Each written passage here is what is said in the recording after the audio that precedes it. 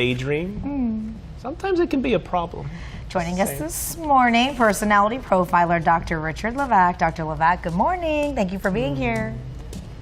Dr. Levak? Oh, yeah. Sorry. He was gone there for a minute. Look, Hello, you come on, can Doc. only do that if you tell me what you were just daydreaming about. Be honest. You know, I have no idea where I went. What is daydreaming then? I mean, should you know what you're thinking, where your mind is going? Well, the reason it's called daydreaming is because it's almost like a dream where your mind invades it's as if you are half asleep and you have an incoherent, rambling series of thoughts. Yeah. And most people do it. Some people don't do it very much. Some people do it a lot. And we'll talk about when that's good or bad. But it's when you're sitting about not focusing and your mind wanders in an almost dreamlike state with incoherent, almost weird sometimes thoughts that sometimes you can't even remember. And sometimes you think, well, why was I thinking that? Yeah. It's pretty common, obviously. Why do we do it? Is it because we're bored? Is it because something just disconnects and you just kind of, I call it kind of zoning out. Because I say, I zoned out for a minute, and what is... Now, when you zone out, is your mind kind of blank? Is the computer off? Or is it rambling around with thoughts? I would say that it's almost like in sleep mode. Like I'm focused, I know everything that's going on, and for a minute, it just kind of goes into the sleep mode. Okay, so that's not really daydreaming. That's taking a break. Your computer's off for a minute, taking a break. But daydreaming is when you are driving and suddenly you've realized you've gone way past your exit. And you realize, you've been doing something around the house and you've been deep in thought, but you don't even know where you were. And that's daydreaming.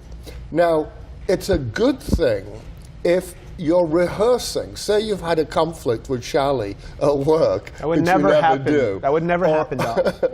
Or let's say that you have an upset and you catch yourself thinking and plotting and trying to figure out how to fix it. Okay. That's less daydreaming than planning. Okay. If you're going on vacation and you're daydreaming about what you're going to be doing, that's a good thing because you're rehearsing. What do I bring? How do I plan? When is it bad? Well, there was a research study. The reason we're talking about it, a brand new research study out of Haifa in Israel, looked at 350 people who daydreamed 50% of their waking time. 50%. Wow. And the researchers thought that it might be a diagnosable phenomenon.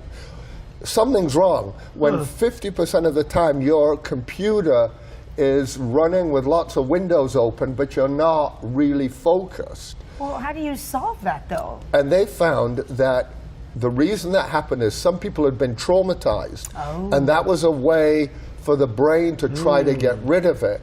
For some people, they were obsessive, and they were so anxious that they were always escaping from the moment, planning and rehearsing all the possible future things that could go wrong. So that wasn't a good thing.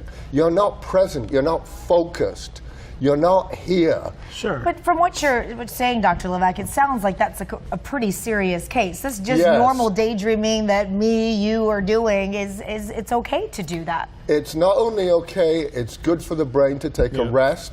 It's good for the brain to rehearse. For example, if you catch yourself daydreaming, I've caught myself daydreaming about winning the lottery. Sure. And I'm driving and I find myself fighting with myself about how much money I give to each of my nieces and should I give this much and it'll make my brother or sister jealous, and I'm all torn up with this fantasy and I haven't even bought a lottery ticket. Oh my goodness.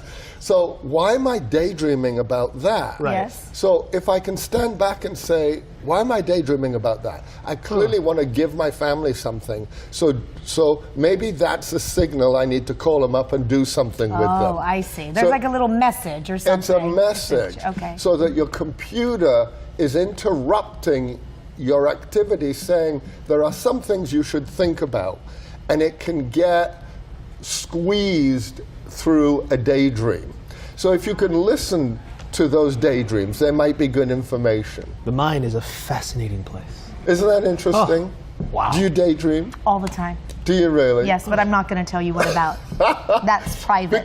But you see, that would be interesting, right? Yeah. Where you go is interesting. Oh, Where very people go as a favorite daydream would tell you something. That's why you don't want to reveal it. Exactly. Dr. Levak, thank you for being here. Some things are just better